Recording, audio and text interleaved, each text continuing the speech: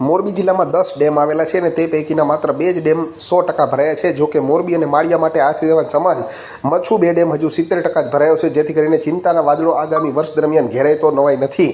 છેલ્લી 26 કલાકથી મોરબી અને આખા જિલ્લામાં વરસાદી માહોલ છે અને હાલમાં જે કંટ્રોલ રૂમમાંથી આંકડાકીય માહિતી મળી રહી છે તે મુજબ છેલ્લી 26 કલાક દરમિયાન મોરબી તાલુકામાં 5, માળિયા તાલુકામાં 3.25, ટંકારા તાલુકામાં 3.5, હળવદ તાલુકામાં 2.5 અને વાંકાનેર તાલુકામાં 2 ઇંચ જેટલો વરસાદ વરસી ગયો છે।